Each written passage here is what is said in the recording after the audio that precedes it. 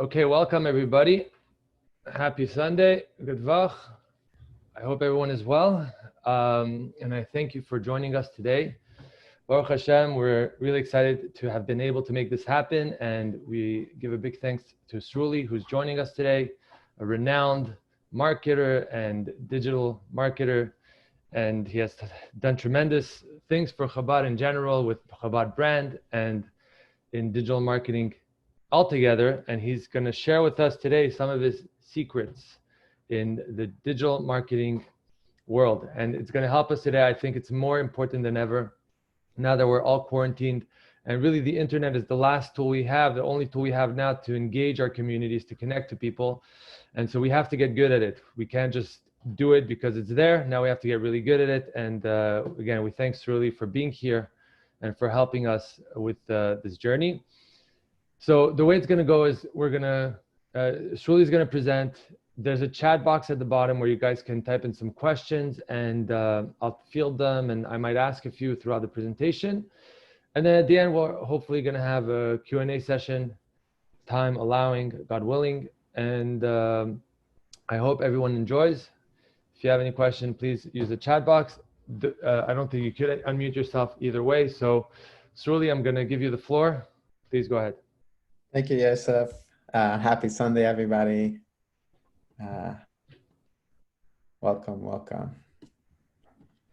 Can everybody see my screen? Thumbs up. We see your screen, Sruli. Great. Let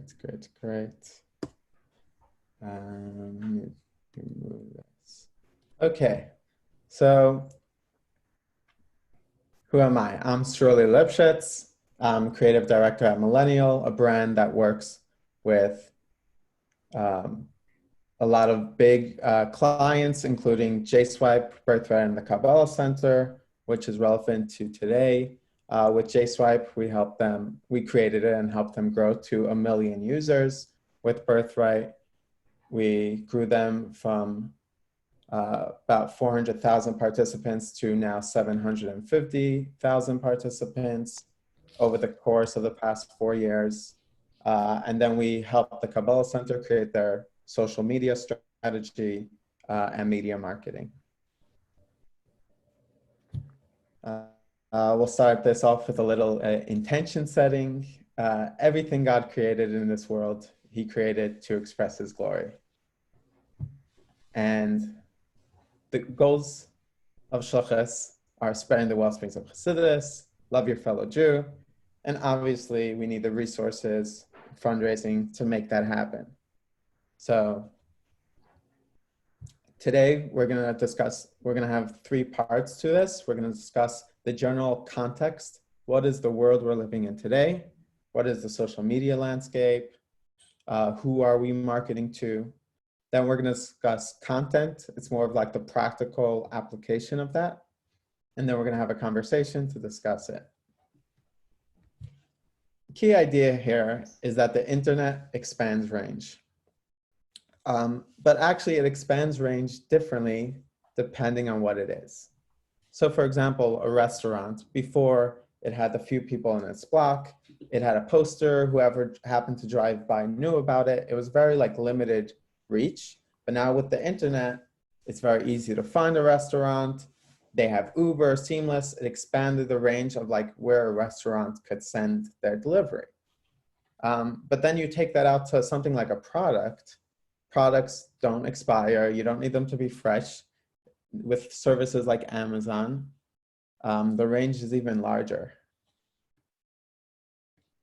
Then you take that to the concept of ideas, and the range is infinite. When you had before the internet, you could speak to whoever's next to you. And after the internet, you could connect with everybody. So the opportunity here is, with innovation in its DNA, how can Chabad reach every Jew using the internet? And the innovation is not just through what are the unique ways we go about selling Judaism, right? It's not just the concept of a mitzvah tank, but it was also innovation in technology, right? It has always been a core. And when thinking about this presentation, I was trying to think Should I focus on how Chabad should be marketing in the era of COVID-19? And I think that's important to figure out, but also what we have to understand that this trend has been going for a while of the move from quote unquote the physical world to the online world. More and more people's attention, their time spent is happening online. So we have to solve today with COVID-19, but we also have to think about the future. What's the future of shluchas in general? How does that work in a world where more things are online going forward?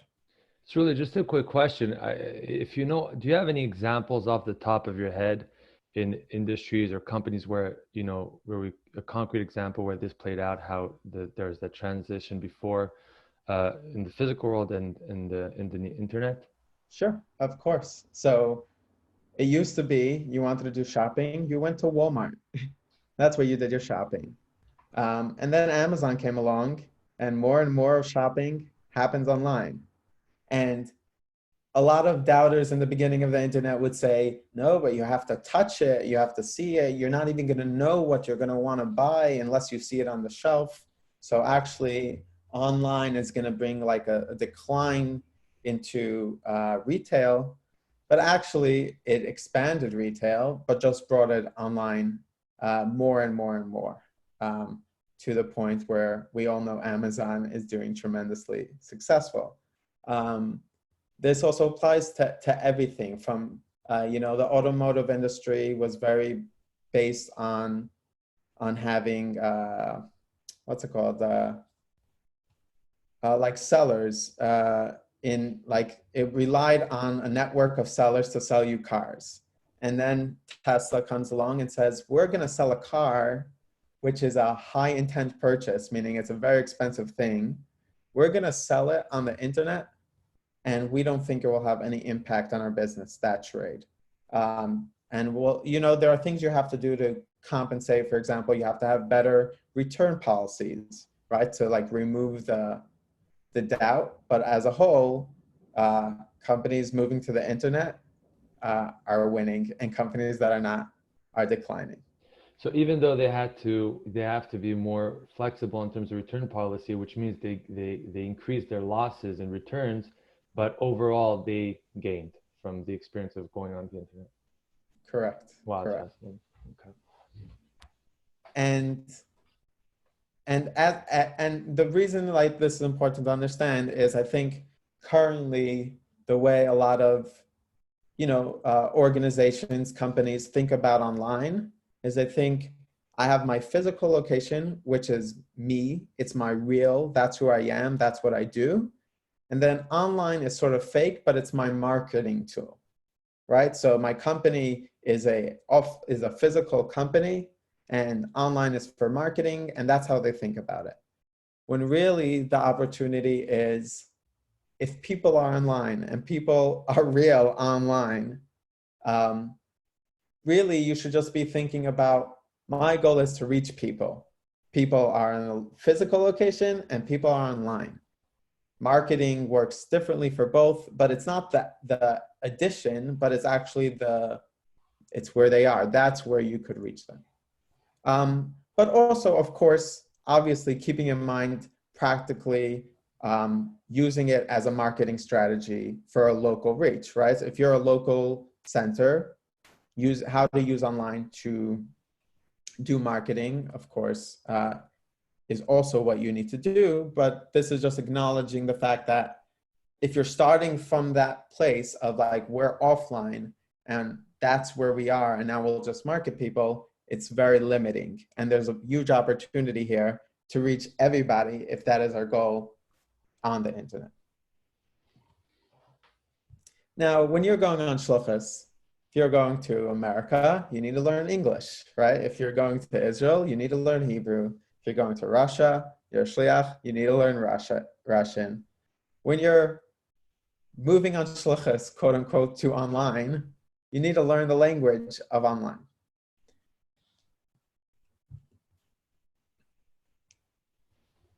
When the internet started, the idea behind the internet was the World Wide Web. Everybody is going to take what they have on the physicals and they're going to bring it on to the web. Everybody had their own website. Every website worked very differently, had a whole unique structure to it. And that was the concept of like, oh, I'm going to create my whole store, as an example, online. Over time, the web became more like a mall, right? It became more like it had more conformity to it, where websites sort of tried to look the same to build off the learnings that people had going from one website to the next, to the next, to the next. And it shouldn't be jarring. They shouldn't have to learn a whole new thing. They're not going to read your whole story, blah, blah, blah, blah, blah. They're just going from store to store to store. So in the beginning, it was all about you, all about your story. Then the web slowly changed to like, you don't really have that much attention. Say what you need to say, but you could still show your brand. You could still sell your story. And then now we live in social media where it's more like you have space on a shelf in somebody else's store. So the way you build conversation and tell your story when you own the whole flow versus today when you're space on the shelf of social media is different. So we need to evolve to that. We could see here an example of Eventbrite. It's an event platform. And what you could see is when they first started, each event was unique. Eventbrite allowed a bunch of uniqueness to the events. But then as the world slowly transitioned over, the events started all basically looking the same. So nobody should have to think about it. They're just doing it. And today where we are is like the events are actually, even Eventbrite events are like mostly happening on Facebook. And you could see the transition of how it changes when you're on your own platform to where we are today, where you have to figure out how to conform and adapt to create an event when it's within the place where people are. I don't recall the stat, but there's something along the lines of like 90% of like all website visits, excluding certain categories, happen within 5 sites. I think it's Amazon, Facebook, Netflix. There's like 5 sites that all website time is spent on. Versus that used to not be the case. People would go to many, many different websites. Now the place they're experiencing it is on social media. And we'll take that a step further in a little bit. So what the implications of that is, all the conversation and all the selling that you want to do about anything you want to say, whether that's selling an event, collecting donations, whatever that may be that you're trying to promote or sell, all the storytelling and conversation has to happen before they get to your website. It has to happen in social media. It has to happen in your email list if you have one. Any connection that you already have to them, they need to know everything they need to know before they get to your website. Now, just to clarify, that doesn't mean that you have to tell them everything. It's what information do they need to know to make the decision about what they want to do. And by the time they get to your website, they're just trying to do that action. So you need to sell them on what they need to do before they reach your website. Here I'm showing an example of Airbnb, where the website in 2015 was a little more storytelling driven versus Airbnb before COVID, obviously, where right away it's going into selecting, it's about taking the action. You're going there and you're just doing it. You've seen the houses right away. You don't really have to search. It's like trying to like preempt any like action you need to like discover, right? By this point, you're already about, making the action happen. Obviously with the asterisk that, Airbnb is a known brand, so it doesn't need to tell as much story, but still, I think the same is true for Chabad, and where the conversation happens before the website. And in the example before, I said social media, is like you have space on on Facebook's shelf, right? But the truth is, like, that's not even the case, because at least like in Walmart, where you have space on the shelf, people are coming there with the intention to shop, right? So that's like space on the shelf. But when it comes to social media, people are coming there with the intention to be entertained, right? They're coming for content. So you're trying to sell something on social media where people are trying to be entertained is a little different than trying to sell something when you're space on a shelf in a e-commerce store, for example. So there's a few rules on like how you could sell at a house party, which is what I would consider social media to be. What is, you want to join into the relevant conversations and add value to the conversations that are already happening. So instead of coming and just starting to talk about what you want to talk about, you try to, see what conversations are happening and join the conversation, and then hopefully you make a natural segue into what you're trying to sell. The other rule of selling at a house party is you're not really allowed to go there and start selling, but somebody else is allowed to sell you as loud as they want. So I'm allowed to, hype up my doctor. My doctor is the most amazing doctor. You guys should all use him, as long as I'm talking about the other person. But you can't go like, by the way, I'm amazing, I'm the best. That doesn't work when you're at a party. And then one more point is, however, if you're hosting the party, you have a lot more permissions. So if you could figure out a way how to host the party, and again, we're talking about the party in the sense of like social media and the space for conversation, then you have a little more room, and we'll talk about that later on how to host the quote unquote party. So just before we continue, so I'm just trying to unpack this. This is very fascinating stuff. So you're saying like our websites is so dramatically different from what they were. Like you put that in one slide, but that's really impactful. Wow. So our websites basically like went from being our whole store, our whole organization, who we are, everything we do, and now you're saying is really just the point of transaction. Like they have, when they go to the website, they have to know what they're doing there. They're not gonna spend time.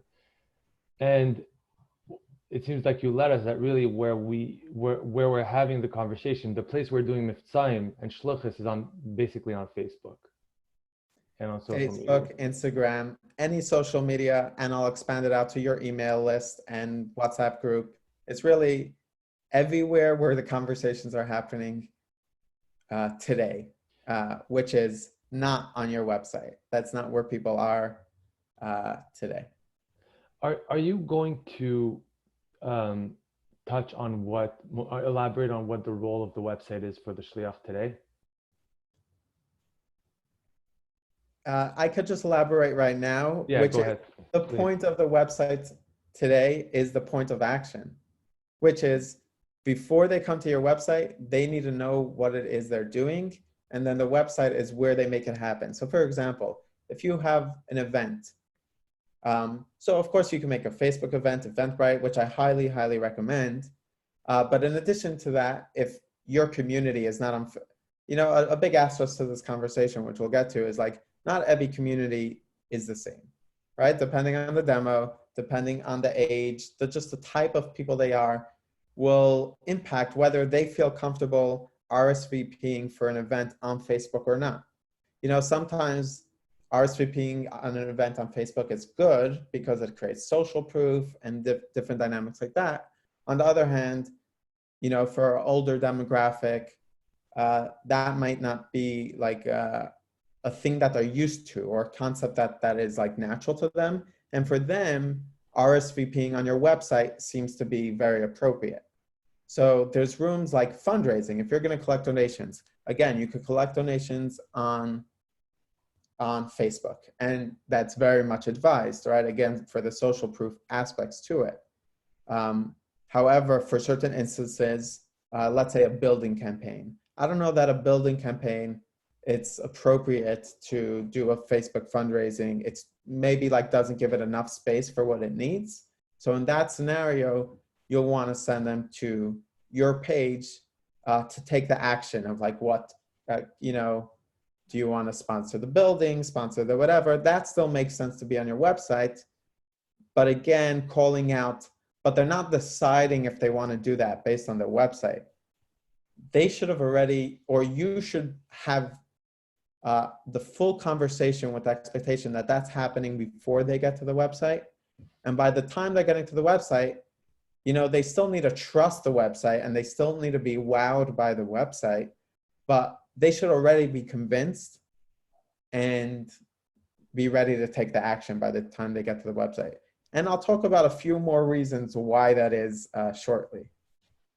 So I'm curious if I could just poke at this a little further. You know, the actions generally that people take on a Chabad website is donate, sign up to an event, and fill out the, you know, a newsletter sign up form.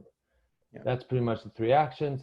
Besides those three things, what else should be on the Chabad website? Should there even be an About Us page? Should there be our programs? You could have it there, and you should have it there with the understanding that 95% of people are not going to see it, right? Mm-hmm. You're basically like, if we're having a conversation about where to put your energy, right? There's almost an argument to say the future of Chabad website is no website, right? Because if the point of an action, right, is like you're just trying to get them to do what they need to do, in theory, if you have a charity campaign, when you're doing fundraising, you send them to charity. When you're doing events, if let's say all your events are on Eventbrite, by the time you market it to them, you're now sending them to Eventbrite in theory. If it's about photos, you're going to send them to a Facebook album, as an example, right? There could even be a future of Sochas which has no website. Mm-hmm. Now, again, that it depends on the shliach and the community of where it's holding. You know, sometimes the purpose of a website is also about like, for that one donor who one time looks at it just to feel like, oh, this is a big organization. So there is purpose to it, but understanding from a marketing perspective, like how are you growing your community? How are you getting people to do what you need them to do? That's not happening on the website level anymore. So there's still room for it. And, you know, building websites is getting easier and easier and easier. So as it gets easier, it's almost like you could do it. You should do it. Why not? But it's just an understanding of, but that's not where your focus and energy should be. Or if you think you built a great website and therefore you're done and you can wash your hands, it's like, no. Like if I had a budget of Chabad marketing, right? I would put 80% onto my activity on the conversation and storytelling place, right? Again, that could be your email list. It doesn't have to be social media, but it's like the prehand where the user is. And then I would spend, you know, the last 10% on the website, right? So I think that's the important call out here, which is just the area of focus. You know, I would say in my past experience of Chabad, you know, a lot of the focus sometimes was, we're going to have the best brand and we're going to have the best website. And then it stopped, right? It was like all this focus and energy on having a good logo, a good website. And that was when the end of the conversation finished. It's like, okay, how are you reaching people online? How you do? And I wasn't seeing too much of that. So that's why I'm trying to like reframe the area of focus is like, actually, you could almost transition to a sense, not having a brand and not having a website. You could essentially fulfill your shluchas goals entirely in other channels. Got it. One last question on the website piece. So you're saying about us page and our programs that, you know, should be listed with the understanding that people aren't seeing it. What would you say about other generic types of content, you know, like, you know, generic articles on mezuzah, on tefillin, just general learning articles?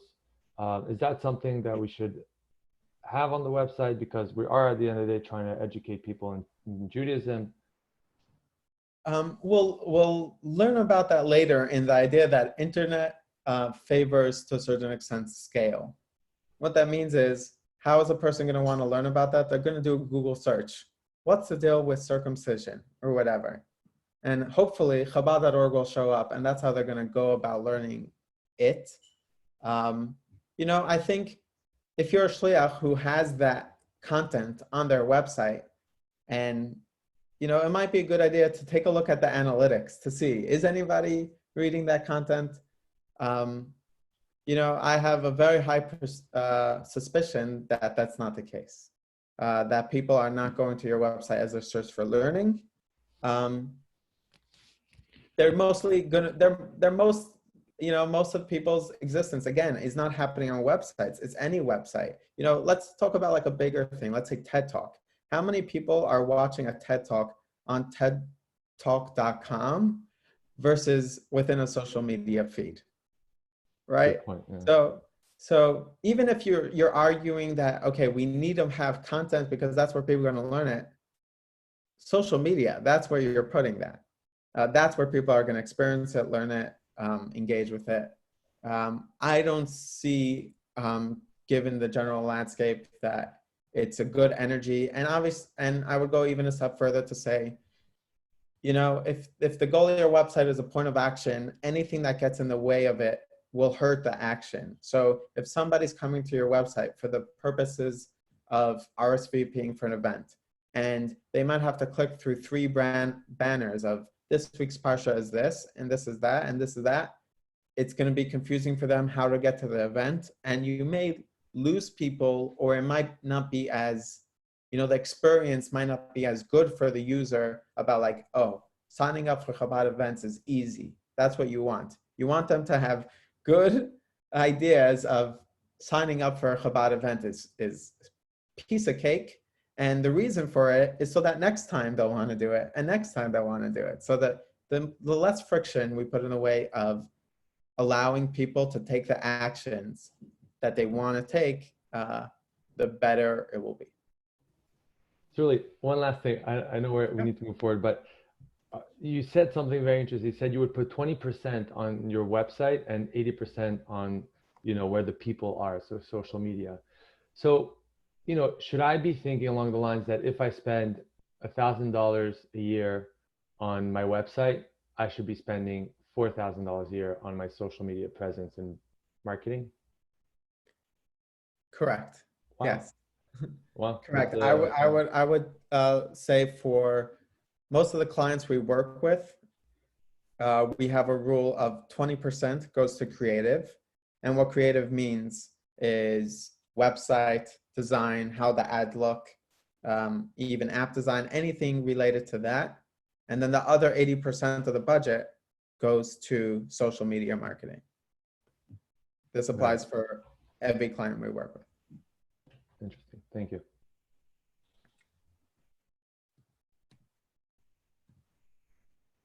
So you're trying to tell your story, trying to spread the well-being of Hasidus, you're trying to fundraise, whatever it is, but you're doing it in somebody else's party.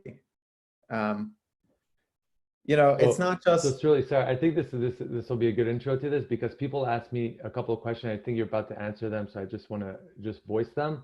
One person asked, what about the fact that posting a lot on social media will create kind of a sense that you're inundating people with stuff on social media. And 2, somebody asked, you don't have any control over the reach when you're posting on social media. You think that your post might go into oblivion and nobody will see it. So I think on that you can continue. So we're about to give that answer, but not just yet. That's coming up soon. But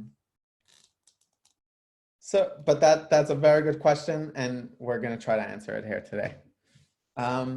So you're on social media, you're in somebody else's space, you have to live by the rules. How do you change, given what changes about what you do, given the premise that you're no longer on, you're no longer just your own website and a focused state, rather you're a piece of content mixed in with 100 other pieces of content. People are going there for entertainment. They're not going there to be sold. They're not going there, et cetera, et cetera. And we could see this shift happening with brands. What you'll see if you watch how brands have shifted since the rise of social media marketing is they've debrandified themselves, which allows them to still put their brand in social media, but without feeling too much like an ad. So before, these brands wanted to try to put their content onto social media and people would ignore it right away. They're like, that's an ad, skip. That's an ad, skip, right? Ad, I'm here to be entertained, right? It's just keep scrolling, keep scrolling. So what brands have to do is they have to sort of like, okay, is the answer to not put our logo? No, we still want to put our logo because we want to build some brand equity. But if we stand out too much, then it'll ring too much that's an ad, skip, right? There's like almost like a block, like the younger generation doesn't even see it. They're like sort of like, you'll ask them, did you skip an ad? They won't even say yes because they won't even know that they skipped the ad. It's just like subconscious. They're looking for entertainment and anything that's not in that category is like ignore, right? They're blind to it. And you'll see that especially true with the younger generation. As you're seeing more and more ads, they're getting better and better at like just blocking it out of their experience, even though it's there. So what brands have to do is they sort of have to learn to fit into social media content. And you'll see some of that in how brands have adapted, but you'll see that very much in creative. I've been following Airbnb's marketing, for example, for a while now, given that they have a lot of, they're a good inspiration of like somebody who uses social media well for travel. So that applies obviously for Birthright. And following them for a long time, what you'll see is, you might think like, oh, that brand has like such a silly, simple ad. Do they not have any like creative department by their team? Like, how come they're not making like more cooler creative ads?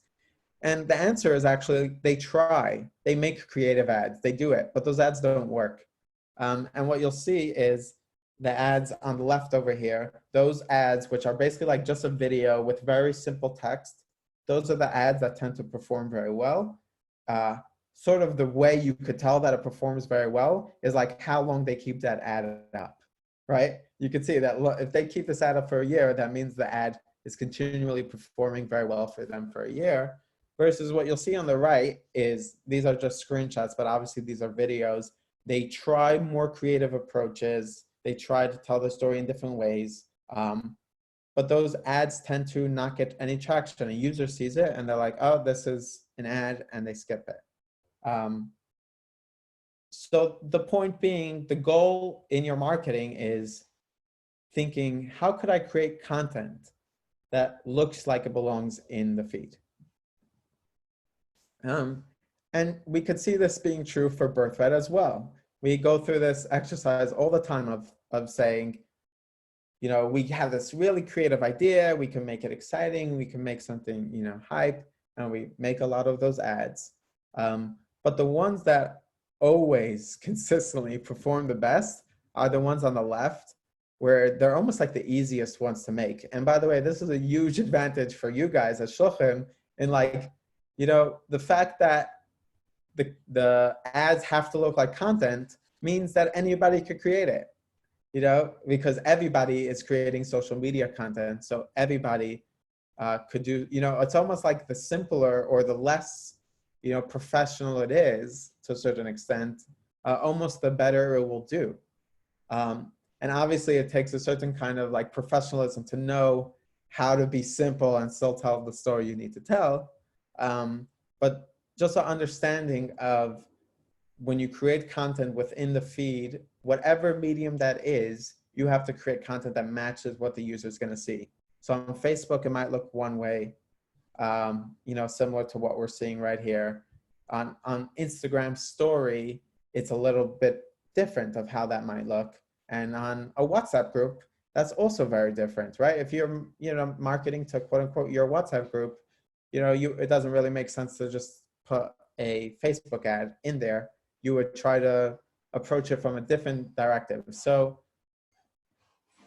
one thing to take away from this is respect the medium. If you're on Facebook, create your content to look like Facebook. If you're on Instagram, create your content to look like Instagram. If you're on Snapchat, WhatsApp, TikTok, etc. You can see example over here of you can make something organic looking, or organic meaning it looks native to the platform, and still be able to tell your story very, very well. You know, on the left over here, you'll see this wine subscription company, you know, has their, 4 bottles, discover the wine, and it's very designed. It doesn't feel natural. It's not going to work on Instagram and Facebook. However, the one on the right, it's telling the same story. It shows the box in the background. You right away instantly get what it is. It doesn't feel like somebody's trying to advertise to you. It just feels like, hey, I got this wine subscription. You should also get it. Right? It feels very natural. And that's going to perform better than something that stands out. It almost feels like it's somebody else saying, hey, my wine provider is really cool, even though it's the wine provider himself. Interesting.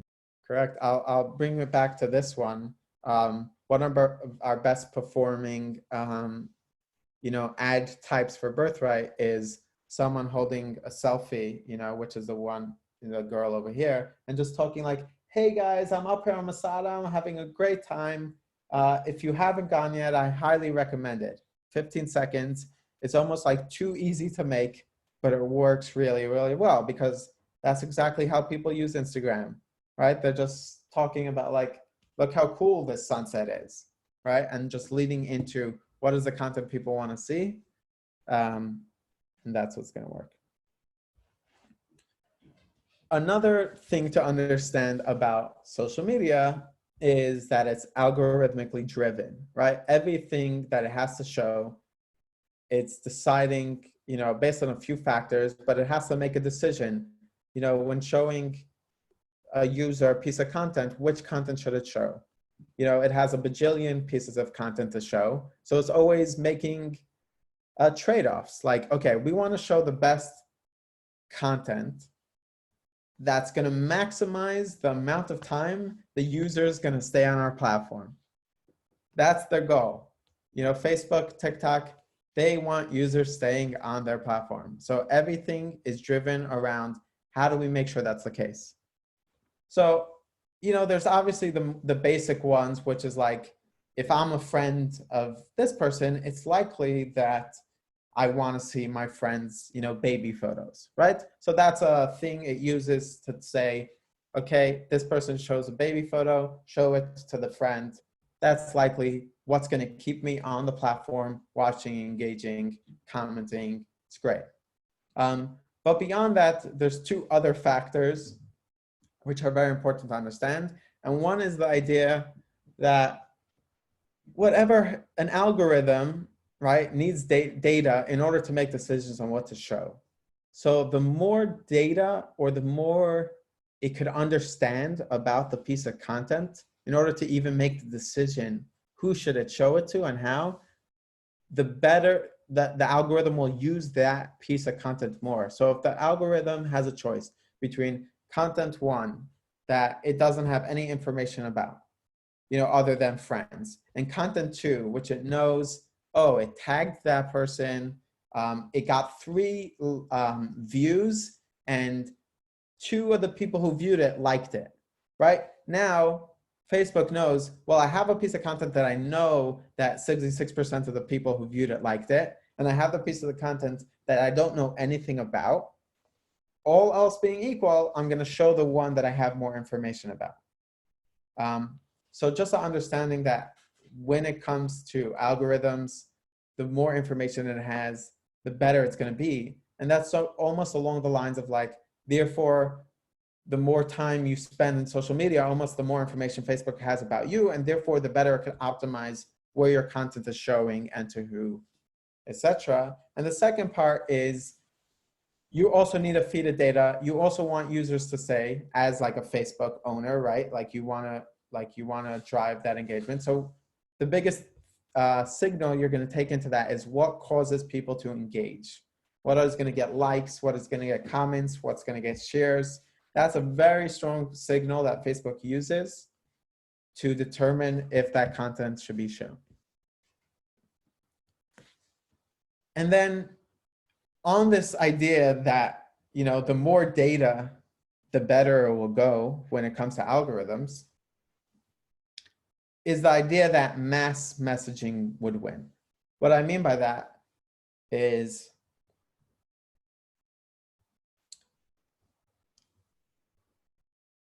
let's say you're marketing a Hanukkah event, right? And you're having pizza there for the kids, and you're having babysitting for the adults, right? That's the marketing. We have babysitting for adults.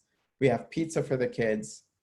So you might say it might make sense to message pizza Hanukkah party for the kids audience, and then say Hanukkah party with babysitting offered for the adults. And that way you're going to get more people because you'll get more kids and more adults. So let's say 4 kids you get with that ad, 4 adults you get with the other ad. Your total is you have 8 people coming to your Hanukkah party. When Facebook or social media was less algorithmically driven and was more organic, that used to work very well. And that was the rule. It used to be the more niche you could be, the better, right? You could hit every person where they are, the better you're going to do. However, in a world where algorithms desire data, are hungry for data, it's almost better to just say Hanukkah party, mass messaging, because then that ad might bring in, 3 children and 3 adults, which is less equals 6. But now that ad has 6 points of data versus another ad that has 4, it's going to become a vicious cycle. Facebook is always going to choose the one that has 6 pieces of data. So that's going to show that. And now that's going to have even more data.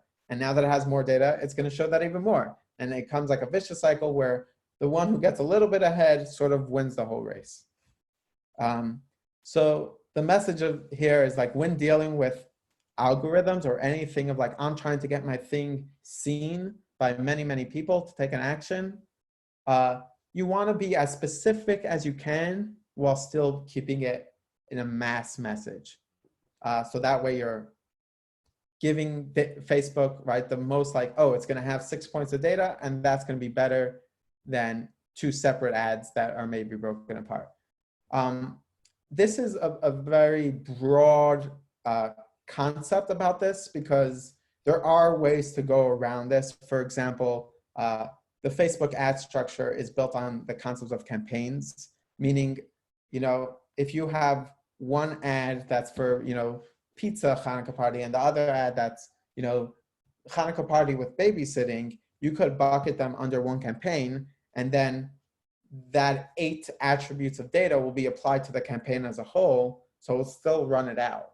So it's not to say that there isn't ways around that concept, but I think it's just an important concept to understand that Facebook desires more data, therefore mass messaging generally wins.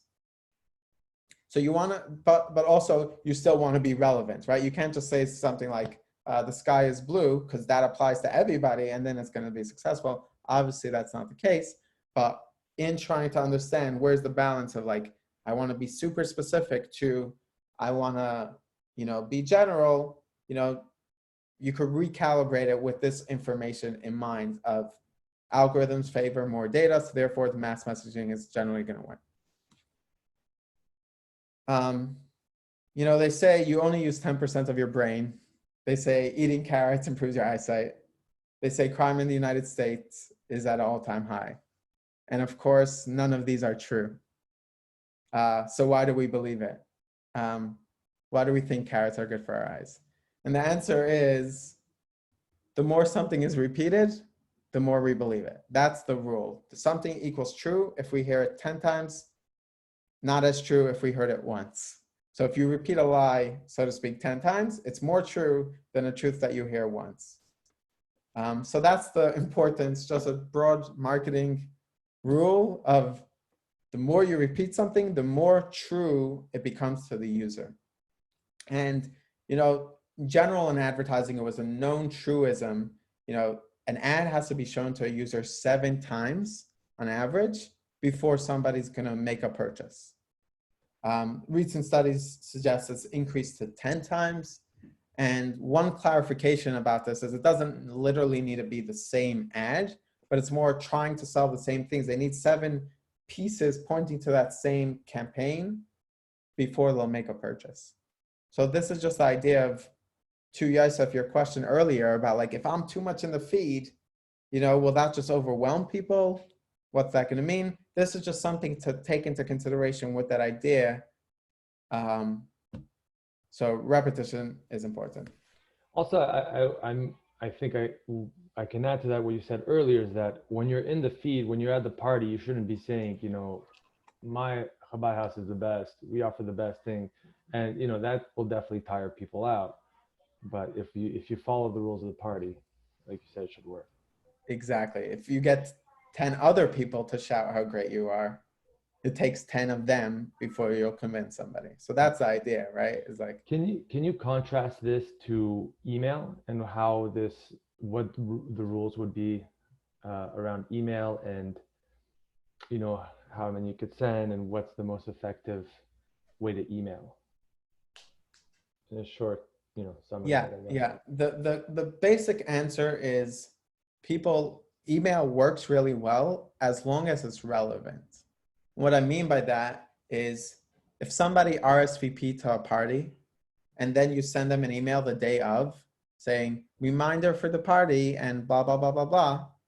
And bring a friend for free, they're going to love that email. That email is going to work really well. If you send a random email that has nothing to do with what the user, you have any signal that they even care about, they're not going to like the email, and it's going to train them to ignore your email. So you actually want to make your goal to give them emails that are super related to them, and it almost trains them to pay attention to your email or not. Now, 2 points about that is, one is like, you could even, if you follow up an event with an email with pictures from the event, that's going to be your hottest email. Everybody wants to see themselves in the pictures after the event. They're going to that's like the hottest email you could do. But it's also an understanding that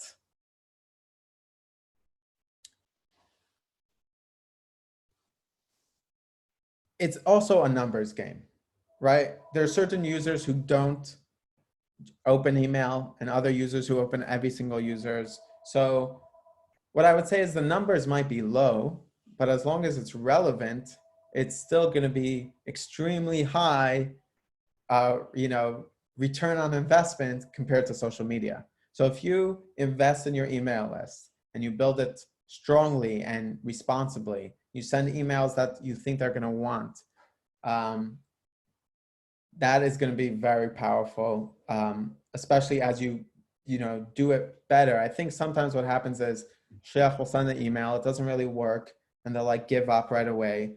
And with a lot of these things, you have to build up to it. It takes time to build a list of people who get used to reading your emails as a source for following up with you. So I think it's a super important tool. And you have control. There is no algorithm when it comes to email, right? The algorithm is the user has 1,000 pieces of emails, choosing yours to read or not. There's 2 levels of algorithm. Is one, do people report it as spam, right? And that might happen if you're sending people things that they don't want. Sometimes instead of just deleting it or unsubscribing to it, they'll just report it as spam because they don't want to see it anymore. So you have to be careful not to send people things they don't want. And then the other algorithm is Facebook has, Gmail has buckets, prioritizes different emails into different groups, your inbox, the promotions, marketing, but still that level of algorithms is way less controlling than what you'll get through email. Interesting. So yeah, go ahead. The one thing to say here is the problem with email is you can't start with email because you need to have a base, right? You need to have this community somewhere. You need to, so to speak, have a list to send them emails to begin with, versus on social media, it's sort of your way to find new people. You won't find new people via email, right? Email is more, you found the people and now you're continuing the relationship with them. Versus social media is an opportunity to find people who don't even know about you. So that's also an important thing to understand. Interesting. It's almost counterintuitive with the email and versus the social media. Social media might find it more intuitive to like have very niche posts, and you're saying rather do the the mass message, and then in email, I would be instinctively go towards doing the mass message, but you're saying be more niche, and you should and that's a nice thing that we have in Chabad Suite is that there's a lot of filtering capability that we can make different groups. You could target the children, you could target the adults, you could target YGP rather than just mass email everybody. So that's very interesting. Yes. Yeah, so it's very super important to, you could go very niche. Well, one thing to say is social media used to not be that way. It used to be social media was very organic driven, meaning if somebody liked your page or followed you and you put out content, 90% of your followers or 70% of your followers saw your piece of content. Mm-hmm. So that's actually, for a while, that's how social media existed. And a lot of people were able to get in early and take advantage of that. That like, oh, I could just put out content and people who follow me see it. If you remember, there were huge campaigns of like getting people to follow you because that would lead to then people will see your content. So it was almost like social media used to work like an email list where if you could get people on your list, then they'll see your content. However, as Facebook has grown and made media marketing a much larger part of their story, mixed in more different kinds of content like news and video from publications, various things like that, groups, dating, they have 100 different things that's happening now. They kept on bringing down what effect following a page has, up to the point that I think it's like on Facebook specifically, I think it's down to like 4%. Like 4% of people who follow you will see your post. But what I would say is this is a cycle that always happens. Every time there's a new platform, it starts sort of like the email list. Somebody follows you, they're going to see what you post. And then as the platform gets older and evolves and adds more things, they sort of like demote the page / creator. And then it becomes about media marketing. So what I would say is, like, as an example, on TikTok, which is a brand new platform, so to speak, you could play that strategy of like getting people to like you and knowing though that that's just a way to win today, and as time goes on, we could expect TikTok as a new social media platform to turn into what Facebook is now, where actually if people follow you, it doesn't matter as much. Interesting. Can you touch also briefly on Facebook, a business page versus a personal account? Like, how much should we invest in our Facebook page? So one thing first off to say is like 95% of social media in America is happening on Facebook, Instagram, and WhatsApp, right? Which is all Facebook properties. There are downsides and upsides to a business page and a personal page, right? You need a business page to run ads, right? If you want to run ads, your page needs to be business. And I think running ads works, or it can work if done right. So again, when we were saying the 20% to website, 4,000 to social media, maybe all that 4,000 is going to Facebook ads, because that's an important thing. Like, not necessarily is the answer to make organic all the time. If they were all going to ads, you need the business page. That's the only way to do it. What I have heard, but I don't know the data for sure, I have heard that accounts that grew a following organically and weren't a business page and then went to a business page have lost over time some of the organic reach. Meaning, if I was posting something and I would get 100 likes or 100 of my users would see it, once they turn to business, they might keep it the same for a little bit, but then over time, they want to push you into marketing. So they're going to like try to like quell the reach so that they could like get you like, oh, boost it so they could pay you. So that might seem like a disadvantage. However, what I would say is on Facebook, it's almost like the only game in town. You have to pay to play, right? Like making the choice to say, I'm going to try to use Facebook and Instagram and only be organic is almost like it doesn't work anymore, given, you know, Facebook is now a business and it wants advertising to be as prominent as possible. So it's almost like the new direction is, when making a budget, is thinking, how much budget do I want to put in social media for my followers or anybody to see it? What I would quickly follow on to that is, but that's still relatively cheap. The marketing is still relatively cheap compared to any other way of advertising. So marketing on Facebook is the cheapest way you're going to be able to market, but you have to pay. That makes sense. And so you know, can you bring it home with the page versus personal account? What would you recommend for Shaliach? And is it a one size fits all? Both for different reasons, and we'll get to that in a second. Okay, great. But the answer is both. So you have the Chabad page, and you have the rabbi, who's a person. You know, it's more human. And I would say you would use the Chabad page from a marketing perspective, from a media ad spend perspective, and then you could use your personal account to build, you know, real meaningful connections. But what I would say is, it's also the difference of, like, if you're building a Chabad house, should you build it around Chabad as a brand, or should you build it around yourself as the rabbi, right? And the answer is both, and they serve different purposes. The rabbi, so to speak, doesn't scale as well, right? Like the rabbi, but it's very effective, it's very quality, right? It can connect with people very, very well.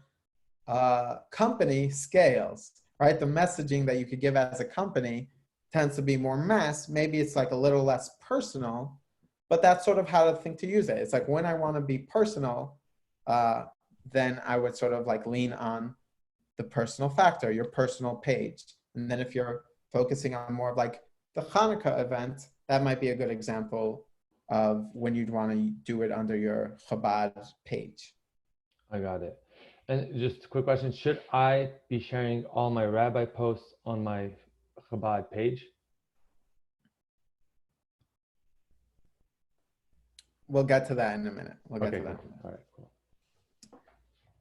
One more point to bring across is social media is very fast. I saw this like, you know, in a meeting with Facebook, they told us like the user decides if they want to see the content within 0.3 seconds, right? In like a third of a, like in nothing of a second, the person already has made the decision whether they're going to pay attention to it or not. And therefore, what that means, the simpler the concept is to understand, the more likely it is that someone will stop and see it and will succeed. And this is just a matter of fact, meaning certain products, let's say selling a shoe, putting a picture of a shoe, somebody scrolling by, right away they understand what's being sold to them. It's a shoe, right? Right away they can know if they care about shoes and they're looking for shoes, and they either care about it or they keep scrolling.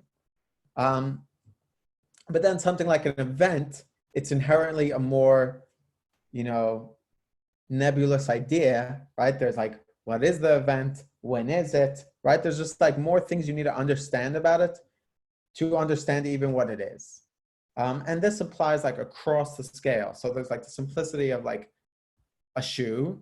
Then you have, let's say, a credit card, which is still a product, but it's not as simple to understand. But right away you see a picture of a credit card and you understand someone's selling you a credit card. Then you have something like an event.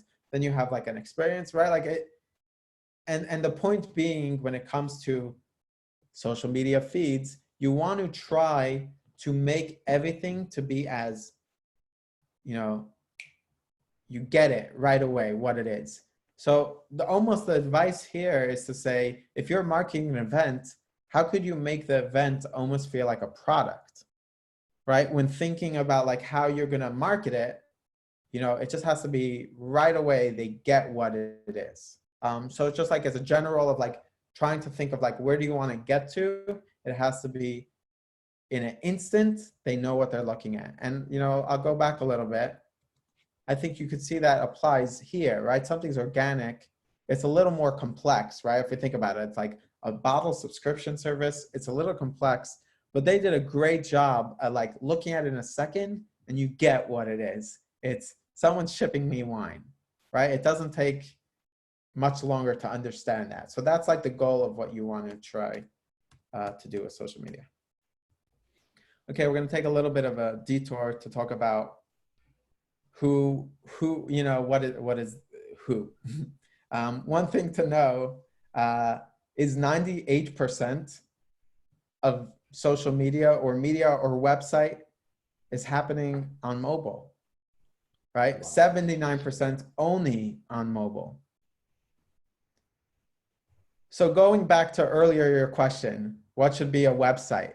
How should that be, right? When thinking in the terms of now, you know, 98% is on mobile, you know, how much could you really say on your website in a mobile thing, right? How much are people going to want to see when this is, you know, the data, right? That the world is mobile now. Take it a step further. A lot of that consumption is in between life. You know, it's not like people are coming back after work, sitting down. They're going to do their, you know, Facebook for an hour, and you know that happens obviously, but like a lot of it is like in between whatever else they're doing is how they're experiencing the content. So that's just driving further about like how you have to grab them so quickly compared to how it used to be, where we, you know, like they say now that like the human attention span is like less than a goldfish. Like people are just jumping. They're, you know, listening to a podcast while they're scrolling through Instagram, while they're, you know, watching the TV in the background. You could see some of that, like 47% of consumption is waiting for something, right? Somebody's in line at Starbucks. That's when they're experiencing. So, you know, I'll just even mention on that point, that's why it's important to have, if you have a video, subtitles. 47% is watching while they're in line at Starbucks. It's likely that they can't hear what the video is saying. So if you show subtitles, they could watch it and understand what's being presented to them.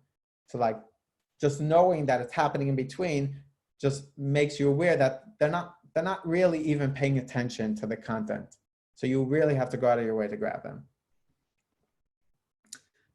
This is a general study just talking about like just the harder, you know, we're dealing with just a harder generation than was previously. If we look at, you know, belief in God in the United States in general, 2007 compared to 2014, and then match that up to just the Jewish demographic just in 2014, you could see that like it's dwindling, it's trending downwards, the belief in God, and then that's applying even more and more and more for the Jewish community.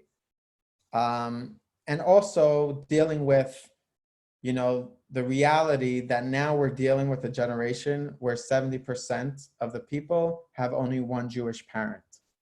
So the way you have to market them is very different. Their identity behind Judaism is a lot, they don't identify as much as Jewish as they used to. You know, there's a decline of Jewish identity on the basis of religion. You could see going back, you know, the greatest generation down to millennial. It gets less and less as time goes. You could only imagine what that might be for Gen Z, etc. This data, just to call it out, is actually from 2013. So I don't know how it's changed since then, but I could only imagine it's gotten worse.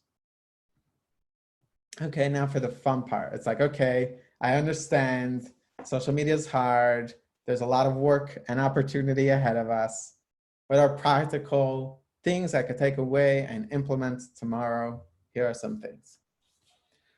The first thing to know is you have to play your hand, right? Every shluchus is unique, and there is no one way to do it for everybody. You have to take into account if you're an introvert, if you're extrovert, right? If you're going to try to do selfies, but you don't have a great personality, you know, maybe that's not the most advisable, you know, idea. But if you're somebody who's super personal, that's great. Social media loves that. Lean into that. Use that.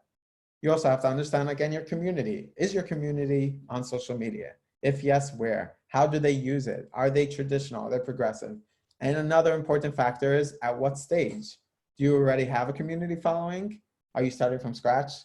Like we mentioned before, if you already have a following, you could rely, at least from a marketing perspective, not from a growth perspective, you can rely a lot more on investing in your chat groups and email email list, and really put your energy there if you're trying to maintain and grow and connect on that level. However, if you're somebody who's starting out from scratch, fresh state, you have to find the person's social media as a great place to invest your energy. You're younger, it's more likely that you have a younger audience.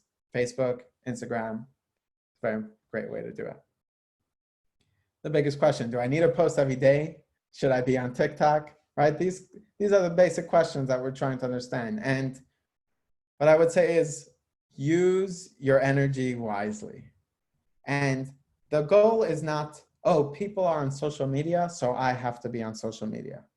No, the idea is you have goals you're trying to achieve. You're trying to get a message across. So anything that's going to help you in that goal is what you should do. What I mean by that is don't post a story just to say, hey guys, I'm drinking coffee.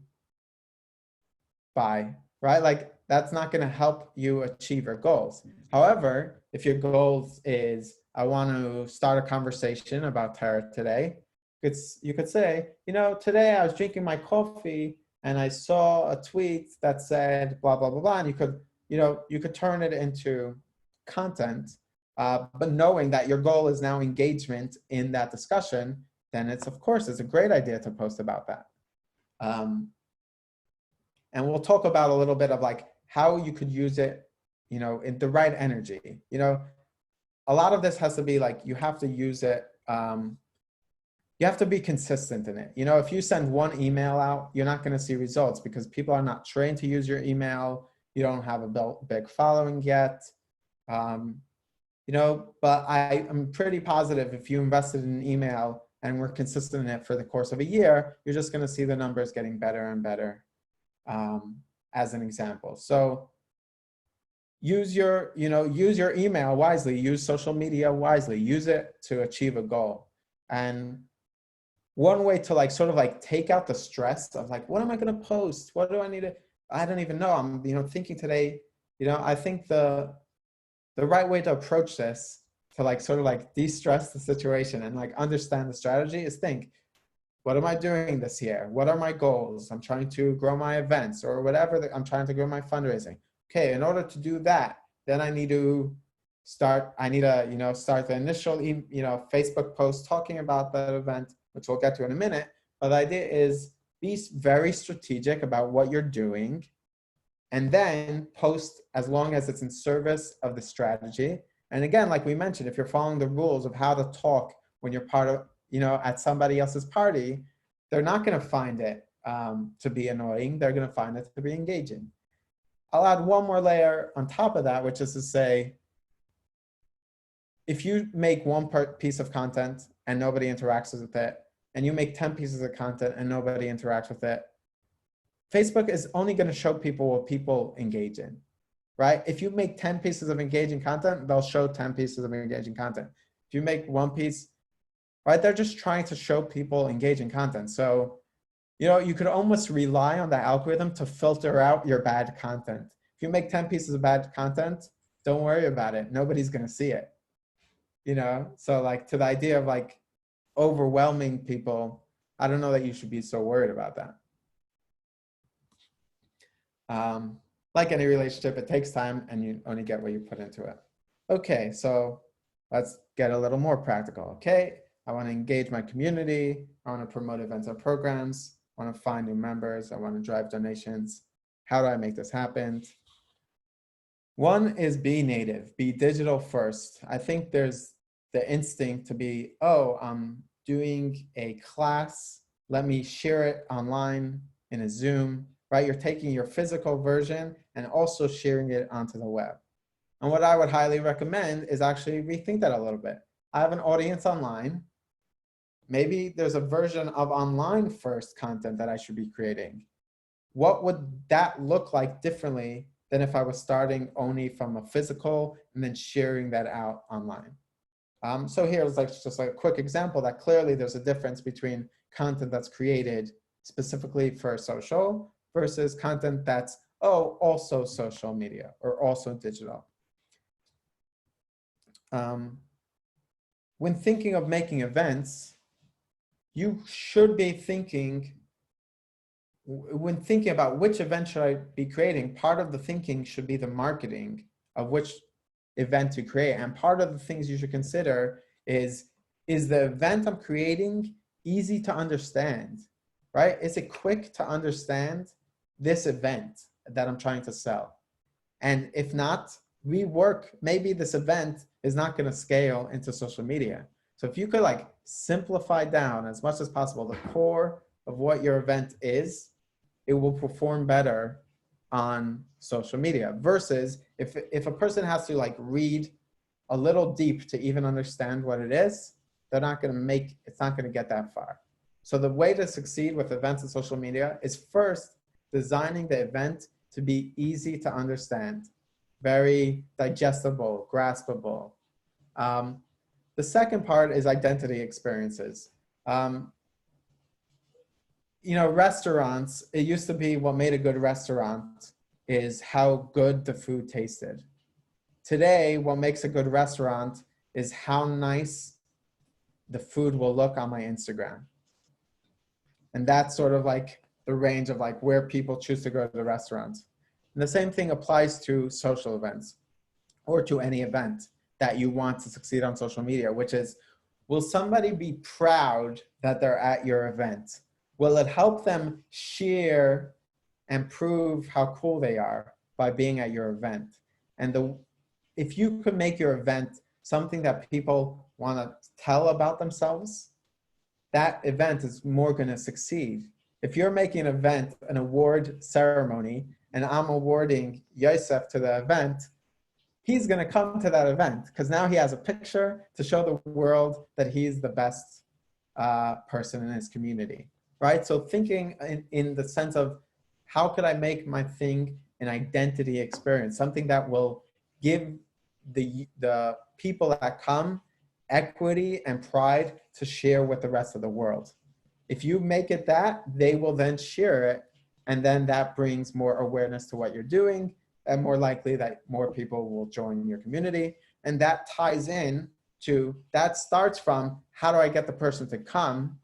Does it align with the way he thinks and believes? To social proof and FOMO. That will in turn lead to people seeing, you know, that person's going to share, I was at this cool Chabad event, other people feeling left out, which is great. And the more fear of missing out you could generate with your events, the better they will become. So like we said, with Facebook events specifically, right? So at the start, it's like you want to be native, right? You want to build around the platform you're on. So in this example, what you'll see is you have the perm poster at the top, but notice how the perm poster doesn't have the date in it. And the reason why it doesn't have the date in it is because Facebook is already saying what the date is. It gives you more space to say who is this from. You don't need to say that in the poster anymore. So in the poster, if you want it to be quick and graspable, you just want to say perm party as an example. Another thing about it is knowing that the Facebook feed, you know, sort of relies on like the initial engagement. It might be a good idea to find your top quote unquote influencers. Who are people in the community that if people know that they're going, other people will start wanting to join in and create momentum? Tell them before you're creating the event, we're creating this event. We just want to know while building it, will you come? You know, so sort of like prelude them and like prime them so that when the event is launched, that your primary quote unquote influencers will RSVP. And this will create a cycle that their friends will see, surely RSVP for event. It's a cool event, therefore you want to go, and it'll start creating a social momentum. And the second thing is when you update the event, so you add more information to the event over time. So let's say, for example, you start with, guys, there's a perm party. And then a week later, you update the event. Guys, we found a new entertainment. It's God Elbaz is singing at our event. That's going to bring the event back into the feed, but in a natural, organic way. So you're not resharing the event. Guys, if you haven't signed up for the event, here it is again. No, you're naturally bringing it up in a new way. So by constantly updating the event with new information in an organic way, the more it'll keep coming up in the feeds to other people. And it's also a good idea because it reminds the people who RSVP'd that they did, and will remind them to actually show up. So like we said, be native, design for digital. A lot of times what you'll see is people will design some, poster first, and then they'll make that their Facebook cover. I would say do that, it's not do the opposite. It's designed for each medium. If it's a poster, what's the information you need for a poster? If it's a Facebook event, what's the information you need for a Facebook event? If it's for a website banner, design for the website banner. If you're using a website where the text is included within the platform, like it puts its own text, so make a graphic of the event that's just the background with no text in it. So you're using the native platform instead of, putting up a poster that doesn't scale and, is not responsive to it. So be native, respect the medium. Second part is have a conversation. How do you talk? And the answer is be engaged, answer comments, discussing comments, act human. Don't say, we at Chabad are proud to present our Purim, right? It's like, sounds too corporate, use words that a user would write when they're writing a social media event if they were creating their own event. And then be relevant, which is, if the event is not relevant to what people are going to want to go to, it's not really going to work. So try to find moments in the social conversation that the event is related to. Obviously a discussion about what does shluchas mean in a world of COVID is most probably going to perform better today because it's relevant than this conversation might have been 6 months ago. So that's the idea of know the moment, create events for the moment, be relevant. So here's an example of how you might do that. You're making an event. The first post might be, if we were to make a perma event this year, would you come? Comments below. Comments below is the thing you need because it creates engagements, right? You're telling them, we want you to comment. People feel like they have permission to comment. Okay, that's going to create comments, that's create some engagement. You're having an initial prime, and you might actually learn some things about what people write. Maybe they don't want to come. That's a good thing to know as well. At the same time, you'll maybe want to DM a few people. Hey, Rachel, quick cue. If we were to make a perm event this year, would you come? Right, before you even announced it or launched it, you're getting people into the conversation naturally about the event. Then, post number 2 might come a week later. Hey guys, we're planning the event. You maybe want to show a few, make a little committee around it so there's a little bit of social proof and FOMO. Help us decide your theme. Perm in Havana or perm in Israel? Again, it's a question. People will comment. It'll create engagement. The engagement is what will make it appear in the feed. I'm going a little extreme over here to explain how many opportunities for conversation there are. But in this example, you could even take it to the idea of saying, prepping the perm invite, which poster is better, right? You could even use the graphics as the point of the conversation, and build, naturally engaging content. And then you find the space. Hey guys, I found the space. This is how it looks for, I think it's going to be amazing. Don't forget, if you haven't signed up already, sign up today, right? Or early bird, don't just say, guys, early bird is almost over. It's, guys, look at the space. Isn't it amazing? If you haven't already, early bird is almost over, right? Create the content and that you use that content as a way of connecting the cell. And you can take that further. Then you launch the event, then you launch the Facebook, then you show the morning of, we're setting up for the event. It reminds the people who signed up for the event to actually come. You could also send out that email that day, reminder, come to the event. And then during the event, you want to share. People love seeing, parties, and it'll give them the feeling that they're missing out. Oh, I should have come. I should have been there. Show content during the party is happening to share. It might not help more people come for this time, but it will sure help you for next time. So share that content. And then, of course, when you're done, make sure to share all those photos to social media, tag everybody in those photos. They're then going to share it to their own page and create more awareness, social awareness for your event. So this is an example of like how you could be conversational about anything you're doing. And to an earlier point of like, what should I be posting about on social media? In this case, there's a strategic intent in my goal is to get people to sign up for this event and future events. And it becomes pretty obvious what kind of content to create out of it. And this is probably like less stressful, less hard versus thinking, oh, I want to be involved in social media and not thinking what you want to do. Here is pretty like easy way to like see what kind of content you could create out of an event.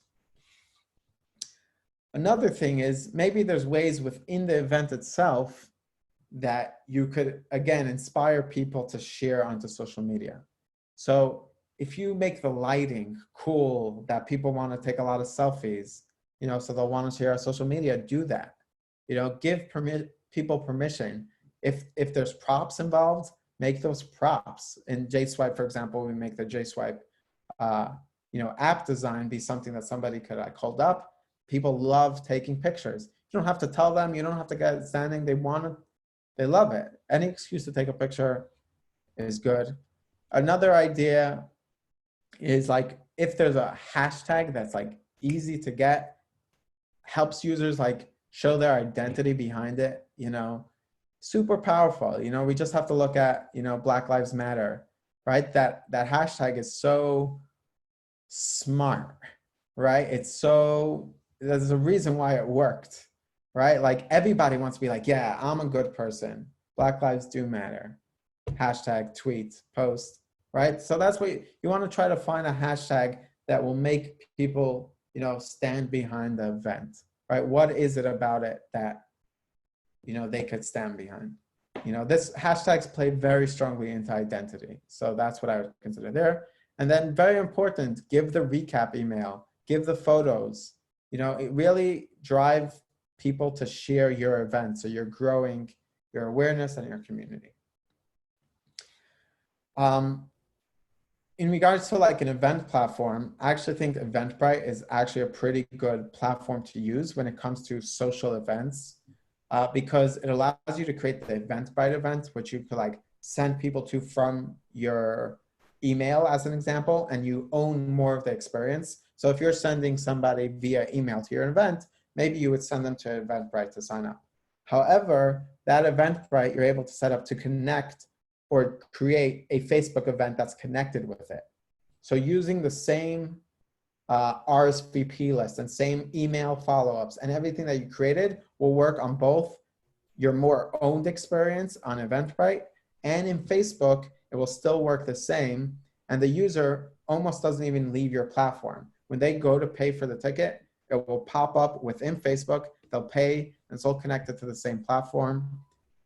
So it's a pretty powerful tool when making events, maybe to consider Eventbrite if you don't have a platform you're using already. I just want to mention quickly that for those using Chabad Suite here, that we do have an integration with Eventbrite if you're looking to use that for your events instead of the native Chabad Suite event platform. Really, if I could just ask a question on a couple of slides back where you say, invite people to comment or, the ways to create conversation pieces around nudging people to come to your event. This is brilliant, by the way. This is great because, when you want people to come to your event, in that moment, it's how do you think of it? You just want to say, yeah, can you guys RSVP already? What are you waiting for? But this is much more obviously effective. But there's always that fear, for someone who's not, I guess, familiar with social media, there's that fear of like you put some time and effort in a piece of content, in a post, comment below, and it goes unseen. Nobody, crickets. Nobody posts. Nobody comments. And right, you're right that eventually it's going to die out and not that many people will see it, but some people will see it, and it stings, like you're afraid to do a second one, and if you have 3 4 of those that nobody engaged, it kind of, that's, I think that's a fear that people share. I'm seeing some people send the question. Is there anything you could say about that? It's really outside of the actual platform, but maybe the psychology of the person starting to post. Is that something that everybody goes through, or is it, if you put 5 posts and nobody engaged, then stay away because social media is not for you? Yeah, I think it's a valid fear. It's something everybody goes through, and that's why it's so important to be relevant, right? Like that's why um, you want to create events that people will be excited around. You know, it's almost like a signal. If you're posting something and you're telling people comment below and they're not, something to consider. What do I need to change and adapt? And I guess like what I would say, is like, we didn't make the game. We have to play in the game that already is. So if you're posting and people aren't responding, so first of all, again, every community is different. Maybe this strategy doesn't work for every community. An older community, actually, there's sort of like a cycle. Younger community will engage, middle age like won't, and then the older community generally engages a lot. Actually, like we've seen, Really? like Interesting. is like, so sort of like you have to like know your community, but also think, is there something I have to change about what events I'm making that actually work on social? So like I said, easy to understand in a second what it is, feels good for my identity. If somebody comments on it, if their friends see that they comment on it, what will it say about them? Does it make them sound good? Does it make them sound like a loser? Right? Like, what's that comment going to cost them, right? What social equity will they gain or lose out of commenting? And if you can make it good, by them commenting on your thing will actually make them, look cooler. They're going to want to comment on it. So, that's, you almost have to consider in the post, the user, what, basically like it has to be a reward for the user to comment on it. Here sort of the implication is people want to go to a perm event, but I would say is like maybe you have to rethink the event more deeply than just your perm event, to be what's a perm event that people, want to identify with, and what does that mean? Maybe next year's perm event is going to be called Mask On, and it's related to masks and COVID, and you can make some connection, and people who are pro wearing masks and safety might want to say, yes, I'm in for that. That's, along the lines of what you should be thinking, right? Is how do I create these events that build identity within it? Mm-hmm. Thanks.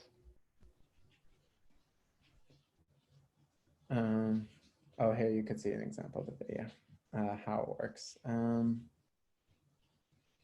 then the part we were talking about before, which is own your own community. If you're a new shliach and you have the choice, social media or not, if you have a place to start, somebody in the community already, and then you ask him, do you have any friends? And then you make a group out of it. And again, it has to be a group people want to be a part of. If you could own the community, do it. The only reason we need social media is because we don't have the largest community, or we want to grow our community. But where you can, it's important to pay attention to invest in where you could control and own that community. So that's email, messaging groups, starting even social groups on Facebook, and we'll talk about that a little bit. So the text a little wrong, but just very important. Use your email list, use it wisely. We discussed it earlier, so we don't really even need to go further here, but like invest in your email list. Facebook groups is actually a really powerful tool. One of the reasons why it's so powerful is Facebook believes Facebook groups is its future, and therefore it gets an extra bump in the algorithm. Any discussion that happens in a Facebook group is more likely to be seen by anybody within that Facebook group, and sometimes without. So the strategy here of using Facebook groups is you don't make Chabad of mainstream Facebook group. You make Main Street Jewish community, right? You make the community group, and the owner of the group can link that group to their page, right? So in this example, you could see linked Chabad of Main Street.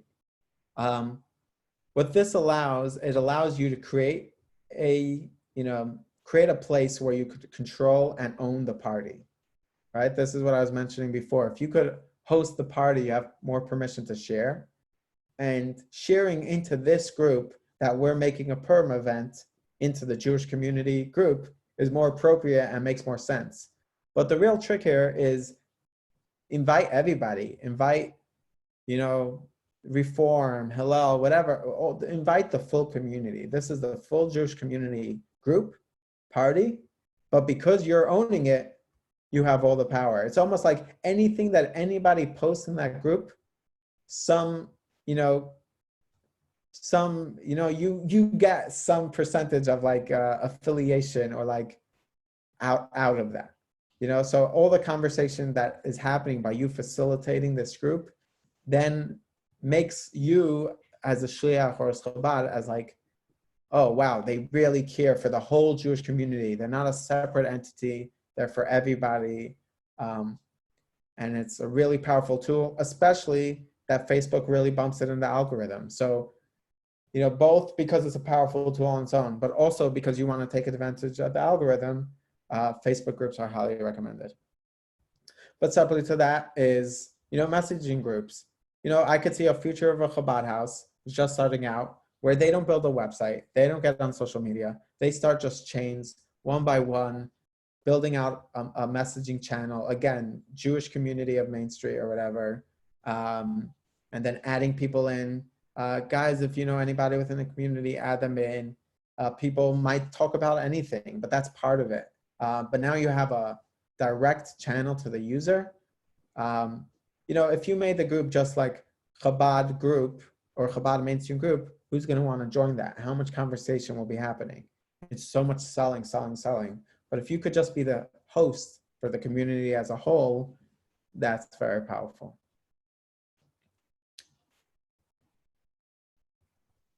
So you want to spend money on Facebook, right? We said again, it's very cheap relative to other ways of advertising. What could you do there? So there's a few things to start with.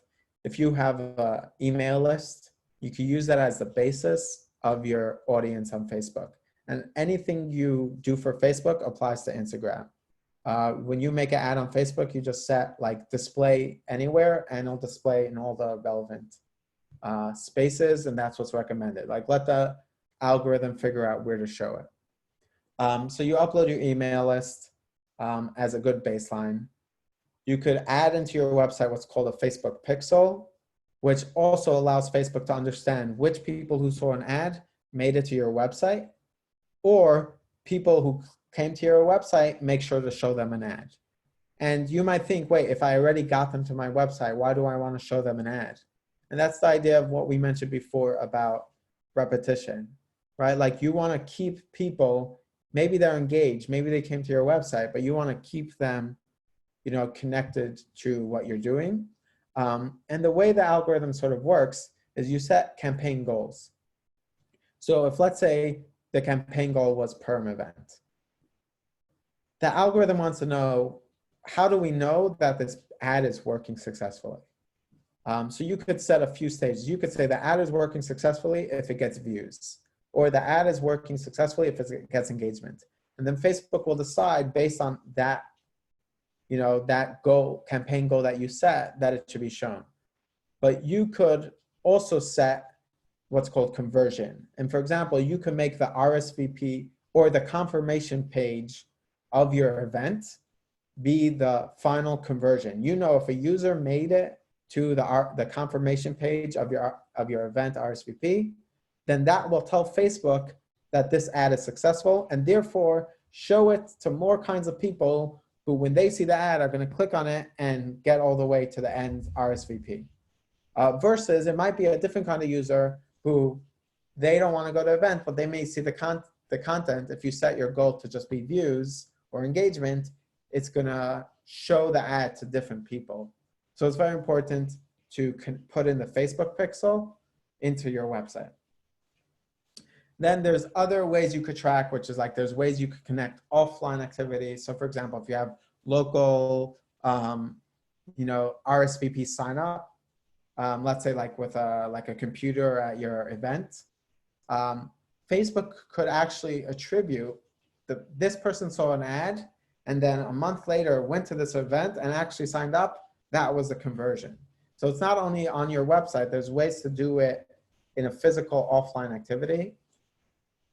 And then another thing about how you could build the audience is basically just seeing people who engage in your content. You can use that as a basis of, I want people, that Facebook should target people who engage in my content, because that is a pretty good signal that they're in some way involved or care about what you're trying to sell. It's really just to give people expectation, because we're already an hour and 40 minutes in. How long more is the presentation? So we're almost there, very close. Oh, okay. Great. I'll try to speed it up a little bit. All right. There's a few things you could do with targeting. So you based your audience, let's base on an email list, or like we said, based on people who visit your website, but you could also do targeting to say, well, from those people, only show it to people within this zip code. Only show it to people who showed an interest in X thing. Only show it to people of this age. Only show it. There's things you could do in regards to the targeting to like narrow down the parameters that Facebook should be looking in. I guess for like local events, zip code or area is going to be a very important part to that. And then a very powerful tool is called a lookalike audience, where basically once you put in your email list, you then tell Facebook, see my list, try to figure out what you think is the common denominators between this, and now expand the audience using my list or my targeting, whether that's demographics, locations, as my base audience. And then lookalike is like, okay, now expand that. I put in all these parameters. Now you, Facebook, have more data and are smarter than me and could test out different things. Expand that audience a little bit bigger. And there's a slider on like how, what's the threshold of lookalike that it needs to be? Does it need to be like exactly the same as like what the makeup of your list is? Or, there's a slider you could play with like what range. And it's advisable to like, test the range of lookalike compared to your email list. In creating ads, you should think of the funnel, which is, the first ad, keep it a little more broad into the idea of like, Hanukkah is coming up. Here's last year's photos. We're building it, all the way down to the conversion, which is early bird sale. Sign up now. When thinking about the ads, like create the flow. What's the first ad going to be? What's the third ad going to be? And then retargeting the people who actually RSVP'd to like share it with their friends as like the final way you could sequence it. You don't have to do this for everything, but just be aware that this is the general flow that we follow and works well. We find when we prime people with awareness and then lead them to conversion, they're more likely to make the conversion than if you just started straight at the early bird sale. So that's the ways of thinking of that. Be very straightforward, be clear, don't try to be too clever, clear, actionable headlines. You want to grab their attention, keep it to 25 characters or less, link to relevance, meaning link to, don't link to the homepage of your website, link to the RSVP page. You can almost like jump ahead, in the range of, you can either send people to your website, send people to your event page, or if you feel like they know enough, send them to the RSVP page, right? Like jump them to the most relevant thing to the ad. We tend to see that the brighter the imagery is, the better it does. So if it's too dark, it tends to not work that well. We've seen, this is all just what we find, but you'll have to test these things. Results may vary. Just a general rule, Facebook has a rule that of the image, only 20% or less could be text. So if you're making an ad, for Facebook or Instagram, you have to keep in mind that less than 20% of the image volume or space, less than 20% is text. And if you put more than that, depending on how much more, Facebook sort of demotes it in the algorithm. So if it's a text that has a lot of text, they really make it like, okay, this will have to be amazing for it to show up to people. And if it's anything but the best, it right away gets demoted. Versus something that has 20% text or less, Facebook's algorithm will show it at full scale, separately from the fact that actually from an organic perspective, people don't see it as much as an ad. So also it works better excluding the algorithm. So it works better both because of the algorithm, but also because being clear, simple also works when it comes to ad.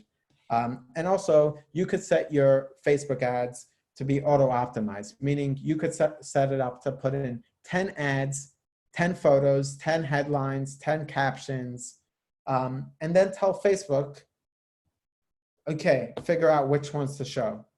And it'll sort of like, okay, this headline tends to work the best. Okay, we'll put this headline across all 10 images. Okay, this image is getting traction. Okay, this headline with this image, with this post, let the algorithm do its thing. It works really well. And also, again, because Facebook likes data, they love it when you use auto-optimize. So that will give you a bump. So like use auto-optimize when you can. Some creative tools to consider. Canva is a great, easy way to create social media posts. You know, maybe it's not as organic looking, but sometimes, you know, like a Facebook event, organic is not appropriate. You do want to design a poster sometimes. Canva is a great, free, easy tool to do that. It also allows you to make some motion graphics. Then we have pexels.com, which has a lot of free stock photography. So if you need photos to use, don't go to Google Images.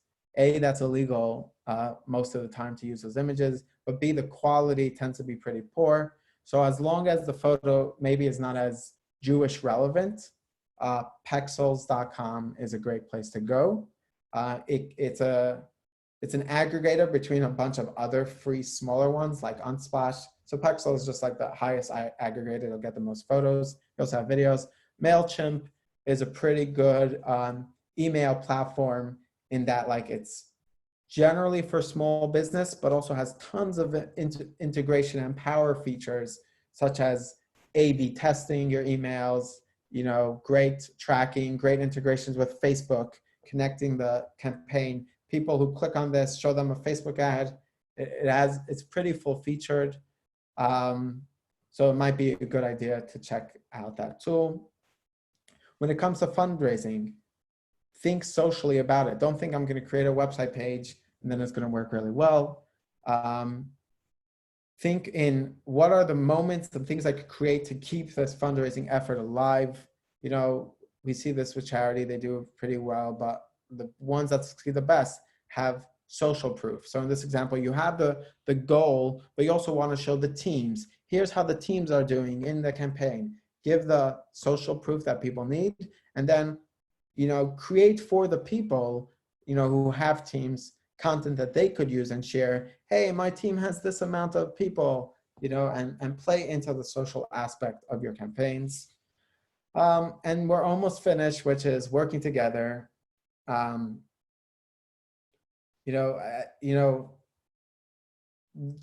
main idea is sometimes it's easy to think about that we want the largest percentage of the pie. How much engaged Jewish community is there? And we want to get the largest, so everybody works on their own and doesn't work together. But I think the future is scale. We said the internet brings scale. I think we should be thinking about how do we grow the size of the pie, right? There's a lot of opportunity to grow. If people work together, especially when it comes to the internet, it can be very powerful, using the same assets, using the same graphics. You know, Chabad is not where it was, you know, a long time ago. Now there's a lot of community, there's a lot of centers. It's a lot more powerful to work together. And this ties into one more thought, which is media algorithms favor scale.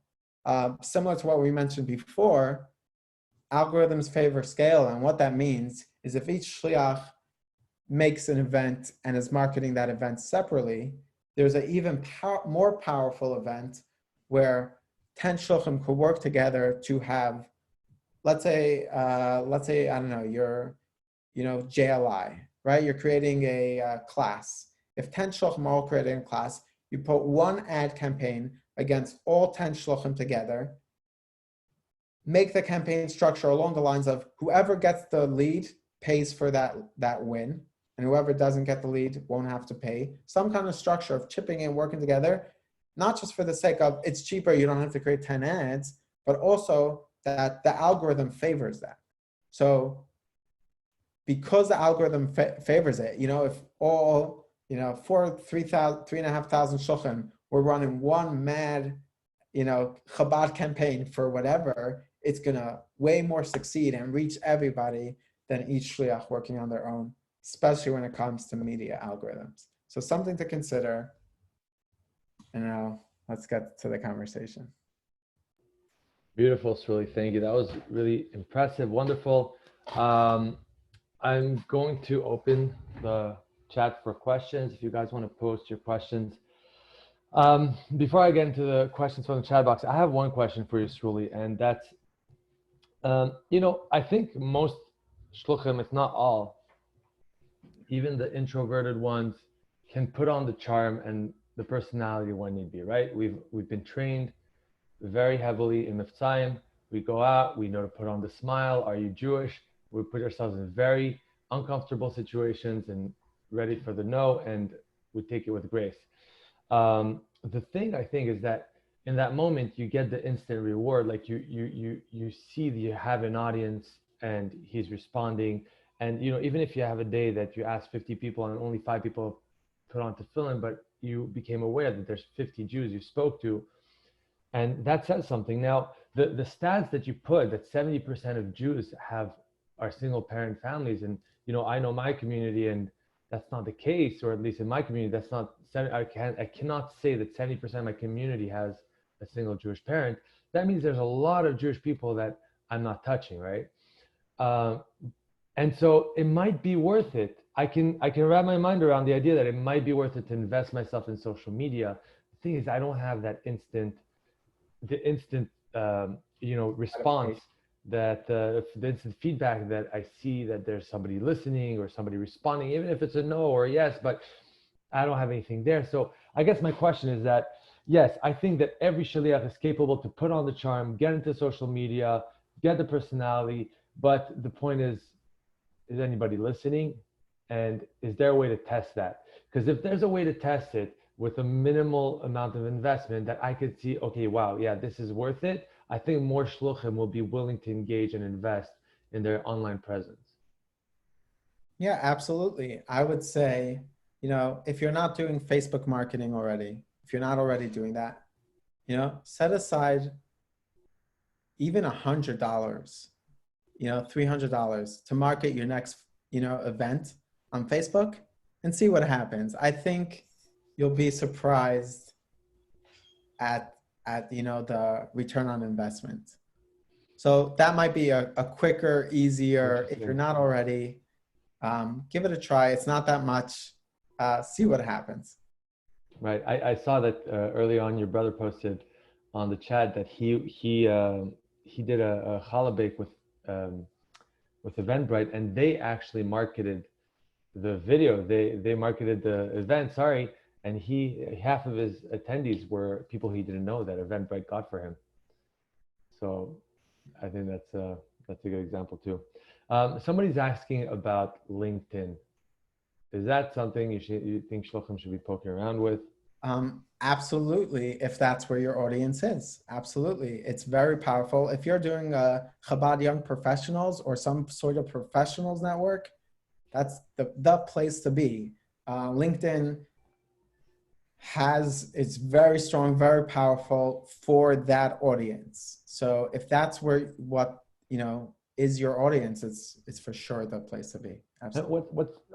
Right, that we would say that LinkedIn is a different party than Facebook, right? And the attire and the conversation has to be a little bit different. Can you give us a little? I would remind you again with the stat that it varies by community very differently. So don't take the stat as like it applies to everybody, but 95% of all social media is currently Facebook, Instagram, just Facebook, right? Facebook company controls that.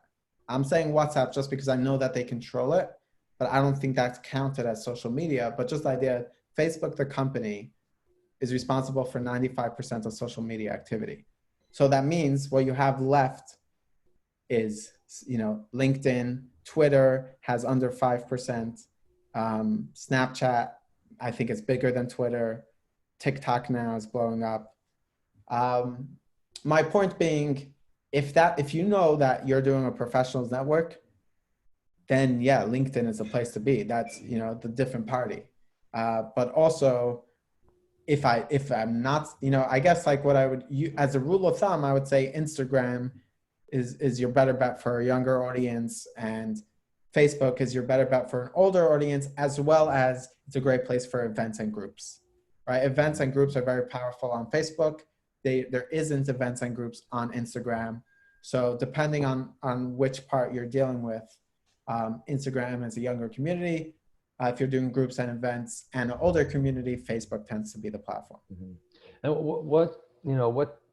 what would be an approach of a way we can converse on LinkedIn? Like, people usually post, I'm assuming, about business things, and what would be a Chabad approach? Do you have any ideas that come to mind?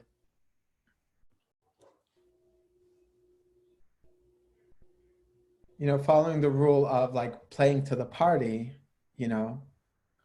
I would lean into the business networking concepts, right? About like connecting Jews together, working together, even in the philanthropy, right? Like playing into Jewish philanthropy. We're all the Jewish community. We're so great, leaning into, Jewish pride and like,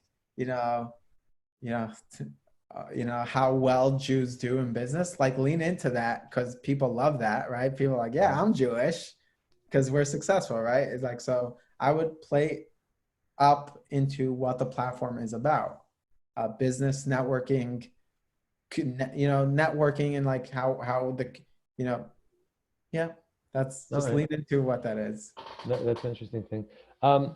Is there anything you can recommend for someone who wants to learn more, who wants to just educate himself more about, social media, Facebook advertising in general, any courses or books or websites? Mm-hmm.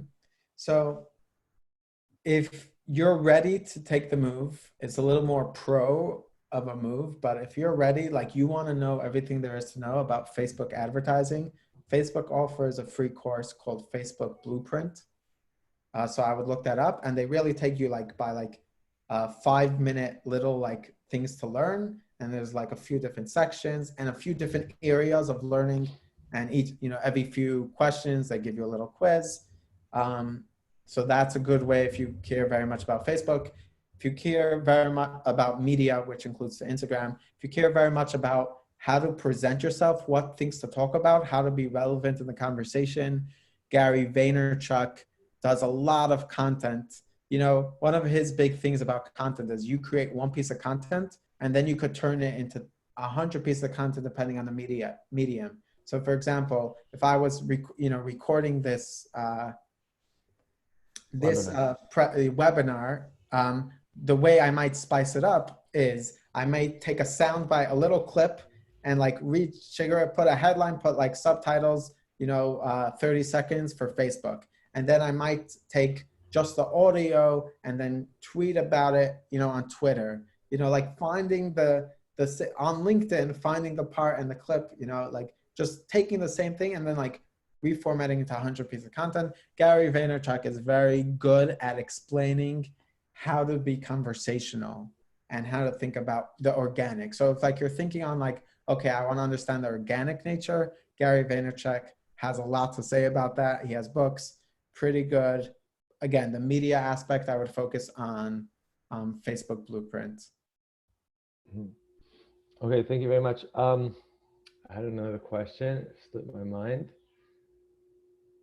Okay, so I'll ask what the Mr. iPhone is asking over here. What should be an average budget that people should think about when advertising their Rosh Hashanah services or any other specific event? Spend this much and not more than this much. What would you say? Depends on the community. It depends. Like if you have a smaller community, there's a limit to how much budget you need to reach every single person, right? If you, it only needs to show up to 100 people to get every Jewish person in your community. Again, if you're keeping your Rosh Hashanah event to be physical in a location, then you need a lot smaller budget. You know, obviously, I'm thinking about organizations like Birthright Israel, the Kabbalah Center, JSwipe. You know, they're spending in the millions of dollars when it comes to Facebook ads. But just to show you like the range, when you're trying to get 1 million people versus when you're trying to get local, it's a different game. Right, very interesting. Let's see if I missed anything else. So, and someone's asking, you know, if you know, how to stay relevant besides, again, I think you spoke about this, but maybe it's worth repeating. You know, what else to post besides posting about your events, your upcoming shiurim? You know, what can people post to stay relevant? You know, it might be a thing is like, almost like being like, I see this format appear on Facebook again and again, also on YouTube a lot. It's sort of the format, instead of, let's say you wanted to talk about COVID-19 and how it relates to Judaism or the Parsha of the week or something. Instead of just talking about it, you put like this big caption and it's like a rabbi's take on COVID-19, right? It almost like creates it in like content of like, oh, this is going to be a different take in like the rabbi's take on COVID-19 versus just starting to talk about it is something I see people do a lot. You know, almost like creating it more as content. And so maybe it depends, like that's really strong for YouTube, right? That kind of title, like a rabbi's take, or, you know, what does Judaism, you know, it's, the truth is I don't have all the answers. I know that you have to be relevant. It's hard for me to say off the top of the spot how to do it, you know? Right. Okay, got it. Okay, I mean, I think that takes care of the questions. Before I let everybody go, if you guys could just give us a little feedback and, you know, how much value you got from this. Was this beneficial or not? If you could scale from 1 to 10, 10 being this was amazing, you can't live without it, 1 being you wish you had done something else with your time. If you could just put it in the chat quickly, give us a little feedback, let us know if this was of value to you. And it's really, thank you so much. Really, what a beautiful presentation. It was super interesting, at least for myself. I really enjoyed it. Chaim Moskowitz enjoyed it, and Binyamin Murray as well. Okay, great. Everybody's loving it. So I love the feedback. Thank you guys for the feedback. Great audience, and it's really mamish amazing. Really appreciate it. Yeah, have a great day. Oh, this is what I want to ask you. I'm so happy I remembered it. I want you to just touch quickly on Chabad brand. You didn't speak about it. You know, I think we love Chabad brand. We utilize it as much as we can for Chabad Suite on our website. And we think we did a tremendous favor for all shluchim. And I want people to get another chance to get to know about it, hear about it. And, you know, if you could talk about it, please. Of course. So we'll start off with the idea of a logo. What is the purpose of a logo? And people think it's like you have to share a story. It has to be, you know, people have to get what it is on the first try. And the truth is, for some people, that's how they use their logo, right? It's like, this is the only time they're going to see us, so we better tell our whole story in the logo, right? But really, the logo is an identifier. And the point is recognizability. And for them to, it's like a vessel for them to attach any feelings and experiences that they have into that vessel. You know, if you think about the Chase logo, it's an octagon. It's, you know, it's nothing. What does it have to do with banking? It doesn't, right? If you think of Nike logo, it's a swoosh. Justify that, okay, it feels like motion, or like it's, you know, Apple. What does that Apple have to do with computers? But and it's not that, oh, they were big and then they made those logos. No, this is what they, you know, were using from pretty early on. You know, Apple wasn't big when it has the current Apple logo, you know, Nike as well. So the point there to say is, the point of a logo is to be a vessel for people to, you know, the connotation. When they see that icon, it makes them think about everything else that they think about the brand. But at the same time, the icon has to be appropriate, right? It can't just be anything, it has to still be appropriate. So as long as it's appropriate and it's super simple, and the reason why it needs to be simple is that it could work everywhere, social media, email, website, you want it to be simple to work anywhere. It also makes it more memorable. A general rule that they say about logos is if somebody saw the logo 3 times throughout their life, whatever, and then you told them, without looking at the logo, try to draw it. If somebody could draw it, means it was successful. If somebody can't draw it from mind, it means it's a bad logo. It's not an easy thing for them to like tie into. So on that level of the power of identity and logos, I thought there was an opportunity for Chabad to say, instead of every Chabad house having its own logo, if Chabad houses want, they could take the benefit and power of identities and logos and use the same logo, and that will actually be better than every shliach making their own logo. That's besides for the fact that shluchim, had to spend a lot of time and a lot of money creating their logo. Each time when they're starting a shliach, every single person creating their own logo, it's also from a resource perspective. So, going back to the idea of shluchim collaborating, there's more similar between each shliach than separate. And again, there's a larger, like we said, one Jewish parent, 7. There's a much larger Jewish community to reach than what we're currently reaching.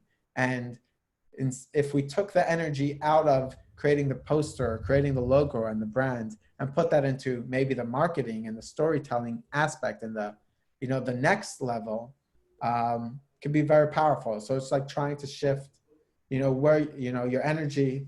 Now no longer do you have to think about your logo. You get the power of logo. Anybody who has any interaction with any Chabad brand, if you think about the difference of anybody who started, 50 years ago when, Chabad was starting out, was generally new.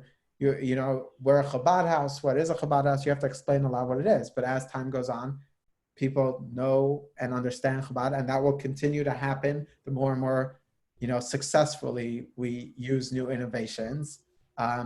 So the longer the logo lasts, almost the better it will be. If you think about like a name like Starbucks coffee, Starbucks, what does that have to do with coffee? It doesn't even sound good. Starbucks doesn't even sound that great. If you look at like the early logo, it doesn't even look that great if you think about the logo. But we have all these connotations of the smell of the coffee and the experience and whatever. And now we don't even think about the name or the logo, because to us, that name now means coffee break or whatever.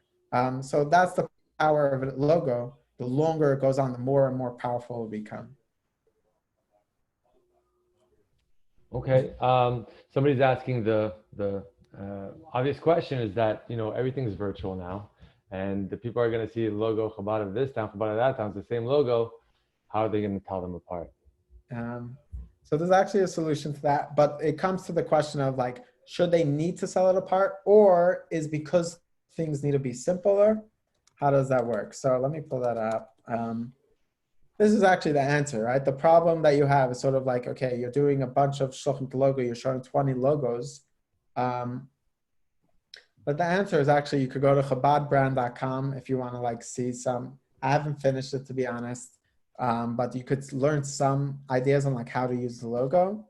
And what you'll see over here is how shluchim could use the logo when it's multiple centers together. So if you have, 20 Chabad centers using it, you could use the logo and then list out all the locations, or even further, if you have more than 3 locations, you might put the logo and then name out all the locations on the side. So if it's 2, you could do something like this. If it's 3, you could do something like this. If it's a lot, you might show the logo, and then next to the logo, show a list of all the Chabad locations that are involved. So I think what the question is more like is, let's say I'm Chabad of the United States and Chabad of Canada is posting their porn party, and they have the same logo, and maybe my balabas from Vermont is going to see it, and he might think, oh, Chabad's having an event because it's the same logo, and he'll come to Chabad of the United States on Purim expecting the event, but we're not doing it because we're self-quarantining, right? So maybe there'll be a mixture of identities. They won't be able to identify the actual center. I think that's what the question is, because you know, it's Yeah, the no, same. that's a fair question. The question to me becomes about, you know, benefit and reward. That is clearly the downside to it. You know, if you know, this is maybe a little too altruistic, but if the ultimate goal is to reach every single Jew, right? How do you do that, right? If if you know, this is super altruistic, but it's taking it to the one extreme. It's like if somebody will go to another sheikh's event, you know, that's again playing into like, is it a small pie or could we enlarge in the pie as a whole? So if we could make the logo mean more to every person who sees it, more people will go to Chabad events as a whole, right? So then that will eventually lead to each shliach having more people coming to the events. So maybe in the short term, it might, you know, cause like this person coming to that, this person coming to that. In addition to that, there is a different way of using the logo, which could help, which is the idea of like sub-branding, you know, which is the concept of like in cases where you need to differentiate, you could like localize the logo in those cases. So for example, in your website, you don't need to differentiate. If somebody makes it to the website, they know which website they're at. You could use the main logo for your website, right? So you might use this logo for your website, but then maybe on your Facebook page where you want to make sure to be differentiated, it might be worth it to do like a version of the logo that's specific to your location. Or if you're a preschool or Hawaii, you could riff on the same identity that people know, oh, it's the same organization, but it's a variation of it. Right. So I'm remembering something you told me once that, you know, having a common logo versus a specified for my organization is that by having a specified logo for my organization, I'm trying to make my brand synonymous with Judaism in my town, as opposed to if we have a one common logo, we make Chabad synonymous with Judaism everywhere. Kind of like the difference between Starbucks and like the local coffee shop that everybody loves, right? Um, so yeah, the impact could be really good. But yeah, thanks again, you know, for sharing that and sharing Chabad brand. I wanted to bring it to everybody's attention. They should definitely know about it in case they could benefit from the resources on the website. There is a logo generator there. If you need a logo, you just click logo generator and it'll download and it's ready for use. Okay, so thank you again, Sruli, and you know, thank you everyone for joining. And yeah, we should have Atzlacha in our online journey. All of us. All right, take care. Bye bye.